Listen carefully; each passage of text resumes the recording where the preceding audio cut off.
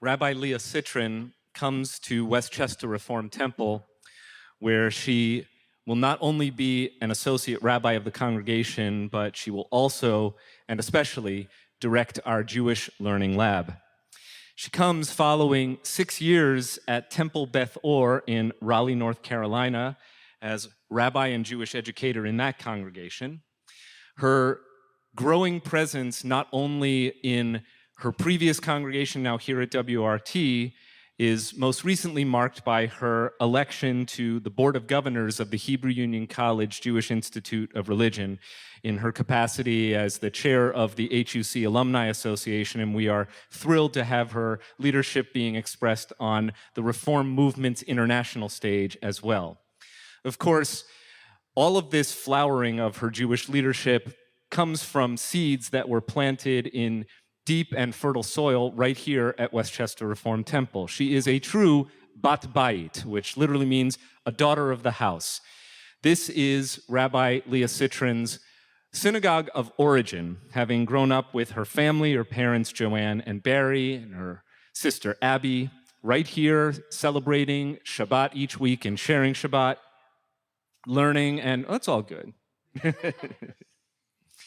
Learning and being part of our community. And in fact, Rabbi Citrin may have gotten her rabbinate started, and amazingly, this didn't dissuade her from going into the rabbinate. She was my very first senior options intern at Westchester Reformed Temple. In her senior year of high school, when I was a baby rabbi, Rabbi Citrin, then just Leah, answered to my beck and call. Following her time in high school, she attended Bates College and went on from there to teach at the Windward School, and from there to her rabbinical training at my alma mater, the Hebrew Union College Jewish Institute of Religion Cincinnati campus, and from there, of course, as you've heard, to Raleigh. But we are so thrilled to be able to greet Rabbi Leah Citrin in this moment of homecoming and here to offer tonight's Devar Torah. It's very, very happy privilege for us to welcome you back. Do whatever you need to.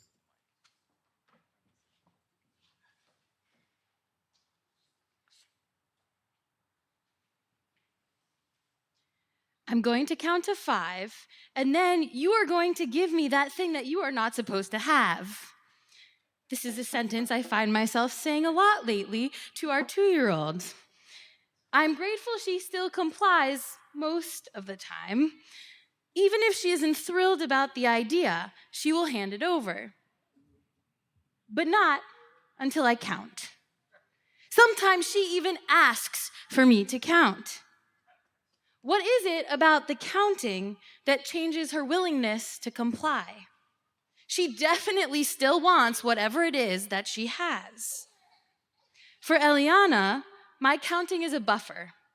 Those last few moments give her a chance to appreciate something and prepare to give it up. It allows for transition. Tonight is the final night that we count the Omer.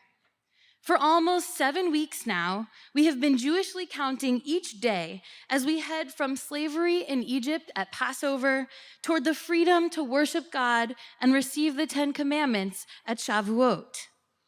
We count to mark time and to give ourselves the opportunity for reflection and growth. We create space for transition, knowing that living in slavery is very different than living as free people. For the past 7 years, I have been counting the Omer with my chavruta, Rabbi Dusty class. This practice has become more and more meaningful to me over the years.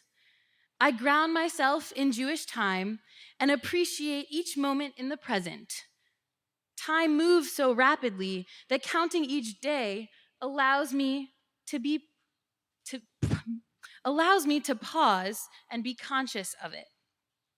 With thanks to social media, I can look back at previous years of Omer counting and remember where I was at this time in the year, even as I was in a different place in my life.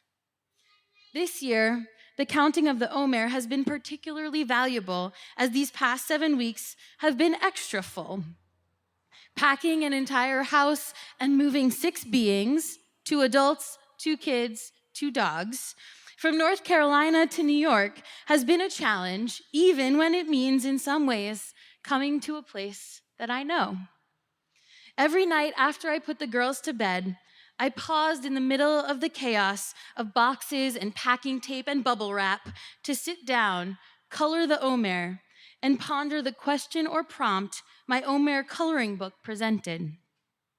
This year, my practice of counting the Omer has given me the time and space for my own transition. How perfect, then, it is for me to be standing here on the bima of Westchester Reformed Temple as the newest member of the clergy team. It is a transition both for me professionally and personally. Many of you know, actually, all of you know now that Rabbi Blake has shared, that I grew up here at Westchester Reformed Temple, and I've even delivered a Devar Torah or 2 over the years. But tonight is the first time I do so as the director of the Jewish Learning Lab. I am grateful to all of you who have already helped with the transition, and I look forward to building relationships with the rest of you as I get to know you and this place anew in the coming weeks and months. In this week's Torah portion, B'Midbar, we see another kind of Jewish counting. Moses is instructed, Se'u et rosh kol adat b'nei Yisrael, take a census of the whole Israelite community. Moses, however, has very specific qualifications for who actually counts in this census. The purpose of his counting is military preparedness. And in counting only the men who are 20 years and older, Moses leaves out an awful lot of the Israelite people. People who we would most certainly count in 2022, be it for military preparedness or any other reason. So tonight, as Rabbi Blake has already spoken about, that we celebrate pride. We take note of how people counted or didn't biblically, and we make sure to count and celebrate and appreciate all members of the LGBTQ community. Pride Month began as a commemoration of the Stonewall Uprising, a series of spontaneous demonstrations by members of the gay community in response to a police raid that began in the early morning hours of June 28, 1969, at the Stonewall Inn in Greenwich Village.